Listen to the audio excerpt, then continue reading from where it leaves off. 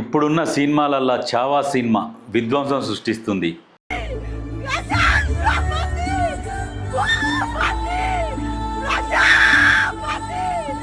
కాకపోతే కొన్ని వర్గాలకు చెందిన వాళ్ళు ఏం చేస్తున్నారంటే చావా మూవీని నిలిపివేయాలి అని చెప్పి.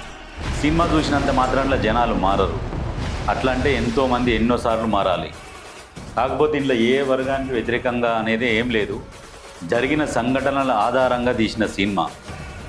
మరాఠా యోధుడు ఛత్రపతి శివాజీ మహారాజ్ వారసుడు ఛత్రపతి సంభాజీ మహారాజ్ స్టోరీ ఇది. ఏంటంటే ఛత్రపతి శివాజీ మరణించిన తర్వాత మరాఠా సామ్రాజ్యం వీక్ అయిపోయింది అనుకొని అప్పుడు ఔరంగజేబు ఏం చేసిండు, మరాఠా సామ్రాజ్యాన్ని వశపరుచుకోవాలి, మొఘల్ రాజు వశపరుచుకోవాలన్న ఆలోచన వస్తుంది. వచ్చినప్పుడు ఏం చేస్తాడంటే ఈ సంభాజీ మహారాజు ఏం చేస్తాడు, వ్యతిరేకించిన విషయం ఆయనకు తెలుస్తుంది. ఎట్లయినా వీళ్ళని లోపరుచుకోవాలన్న ఆలోచనతో ఔరంగజేబు ఉంటాడు. అప్పట్లోనే ఢిల్లీ చక్రవర్తులు ఏం చేసిర్రు, మరాఠా సామ్రాజ్యం మీద దాడులు చేసి వాళ్ళ దగ్గర ఉన్న సంపద కొల్లగొట్టుకొని తీసుకొని పోయారు. ఆ ఢిల్లీ చక్రవర్తుల మీద కూడా సంభాజీ మహారాజ్ దాడి చేసి ఏవైతే తీసుకుపోయినారో అన్నీ మళ్ళీ తీసుకొచ్చుకున్నాడు.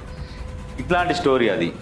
దాంట్లో ఏమున్నది, ఏం జరిగింది అనేది యథార్థ సంఘటనల ఆధారంగా తీసిన సినిమా.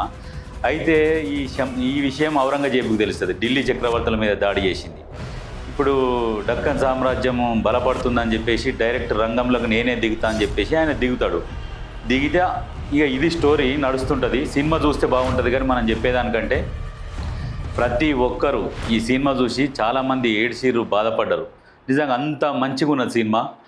ఎవరైనా చూడాలనుకుంటే చావా సినిమా చూడండి. ఇప్పుడు విధ్వంసం సృష్టిస్తుంది సినిమా, మామూలుగా లేదు. చూడండి, మీకు అర్థమవుతుంది, చెప్తే అర్థం కాదు.